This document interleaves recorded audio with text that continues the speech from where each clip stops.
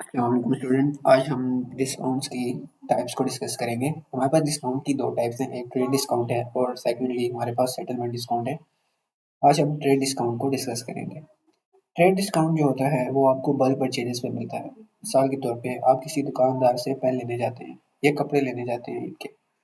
अगर आप एक कपड़ा लेंगे तो वो आपको उसकी फुल प्राइस पे देगा, लेकिन आप असल में पूरी फैमिली के ले लेते हैं, मतलब कि आप बल्क में ले रहे हैं। आप मिसाल के तौर पे आपकी फैमिली बड़ी है, आप 8-10 कपड़े ले रहे हैं, तो वो उसके ऊपर आपको क्या करता है 5-10% का डिस्काउंट दे देता है, क्योंकि आप ज़्यादा चीज़ें ले रहे हैं।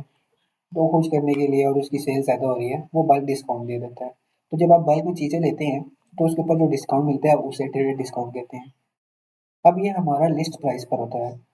लिस्ट प्राइस का क्या मतलब है, जब आपका बिल बनेगा, मिसाल के तौर पे 1000 रुपये का बिल बना, तो उसी वक्त वो कट हो जाएगा। मतलब कि आपको बाद में नहीं मिलेगा। यूँ नहीं होगा कि पहले आप 1000 का बिल पे करेंगे और बाद में आपको डिस्काउंट ऑफर आएगी तो वो आपको वापस मिल जाएगा। ये लिस्ट प्राइस पर ही डिडक्ट हो जाता है।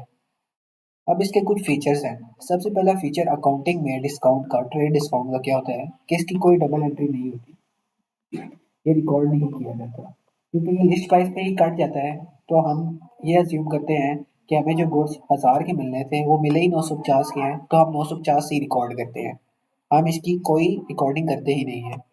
Secondly, amount is recorded with net amount. अब आपको एक चीज़ समझनी होगी कि मिसाल के तौर पर आपने गुड्स परचेज किए हैं 1000 रुपये के, ठीक है, बल्क में। अब क्या हुआ, उसने आपको उस पर 10% डिस्काउंट दे दिया। अब जो इधर आपका 1000 रुपये है, ये आपकी ग्रॉस अमाउंट है। ये वो अमाउंट है जो आपने असल में परचेज की है, जैसे कि मैंने आपको पिछली वीडियोस में बताया। बाकी आपको 10% डिस्काउंट मिला, जो कि आपका 100 बनता है, 100 रुपये। ये आपका क्या है, डिस्काउंट हो गया। ये आपका डिस्काउंट हो गया। अब जो बाकी आपका 900 है वो आपकी क्या है, नेट अमाउंट है।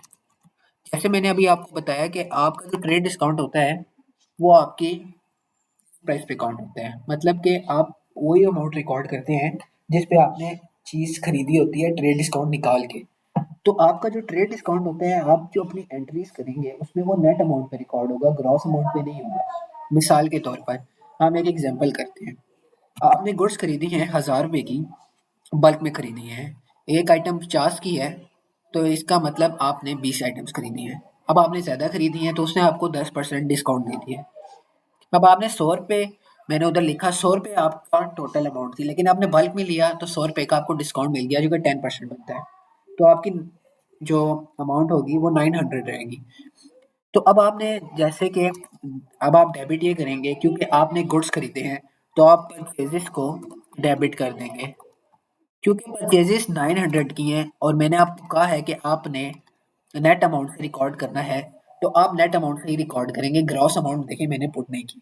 सिमिलरली, आप कैश पे कर रहे होंगे, या अगर आप पेबल है, आपने बाद में पे करना है उसे, तो पेबल पेबल या आप क्या करेंगे, कैश पे करेंगे। तो ये आपका बन जाएगा 900। तो ये इस तरह आपकी ये अकाउंटिंग एंट्रीज होंगी कि आपने ट्रेड डिस्काउंट को रिकॉर्ड किया ही नहीं है, वो लिस्ट प्राइस पे ही डिडक्ट हो गया और आप नेट अमाउंट को ले आए। तो इस तरह हमारा जो ट्रेड डिस्काउंट का कॉन्सेप्ट है वो क्लियर हो जाता है। ये बहुत सिंपल है। असल में हमारा सेटलमेंट डिस्काउंट है जो हम नेक्स्ट नेक्स्ट वीडियो में डिस्कस करेंगे। तब तक के लिए अल्लाह हाफिज़।